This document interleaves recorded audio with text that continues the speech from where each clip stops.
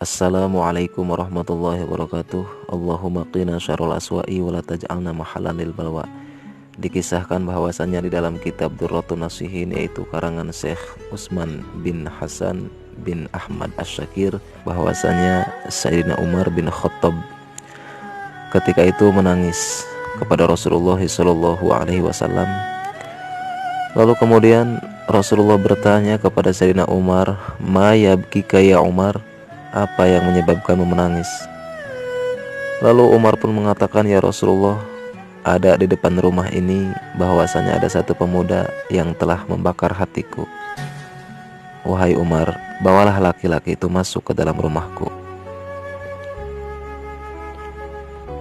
Setelah pemuda itu dibawa ke dalam rumah Rasulullah, lalu Rasulullah SAW menanyakan, "Ya syab, ma yabkika, apa yang membuatmu menangis?" "Apa yang membuatmu menangis?" kata Rasulullah. "Apakah kamu menyekutukan Allah?" Lalu kata pemuda itu, "La, tidak." Lalu Rasulullah bertanya kembali, "Aqatalta nafsan bighairi haqqin?" Apakah kamu pernah membunuh jiwa tanpa hak? Apakah kamu pernah membunuh orang tanpa hak? Lalu pemuda itu menjawab, "La, tidak ya Rasulullah."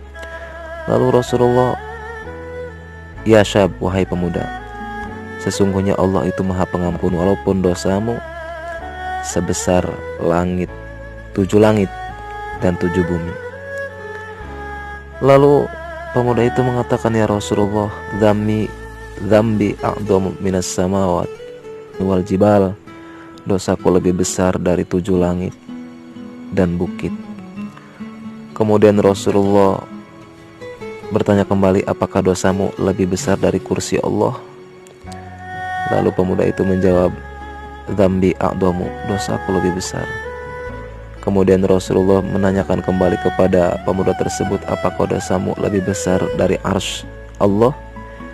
Kemudian pemuda itu menjawab, "Dzambi a'dhamu, dosaku lebih besar dari itu." Kemudian Rasulullah SAW menanyakan kembali, "Apakah dosamu lebih besar dari pengampunan Allah?" Lalu Rasulullah meneruskan, "Akhbirni, ceritakanlah kepadaku apa yang pernah kau lakukan. Apakah yang pernah kau lakukan?"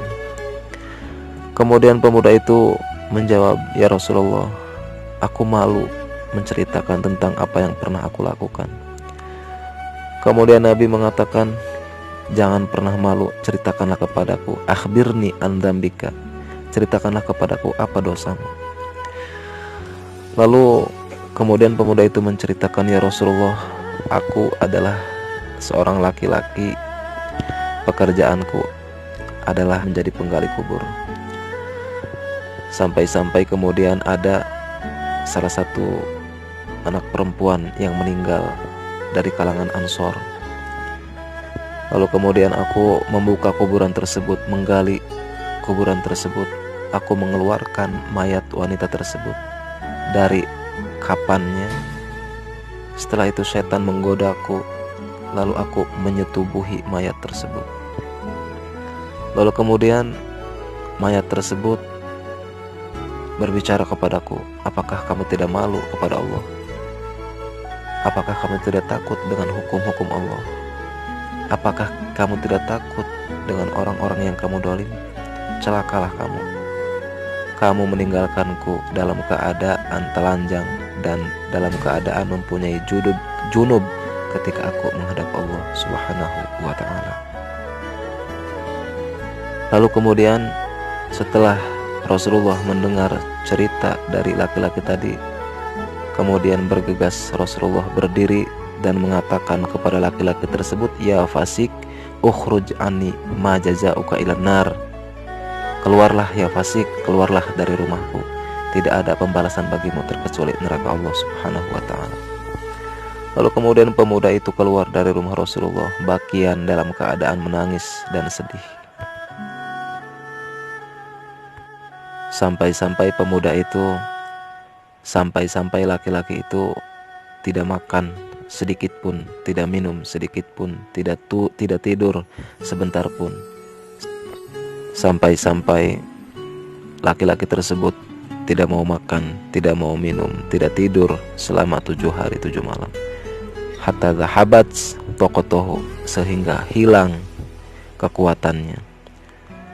Lalu kemudian pemuda itu bersujud kepada Allah Subhanahu wa taala dan berkata, Ilahi ana abduka, bahwasanya aku adalah hambamu yang sangat berdosa dan sangat bersalah. Ya Allah, jika engkau mengampuni dosaku, maka kabarkanlah kepada Rasulullah dan kepada sahabatnya.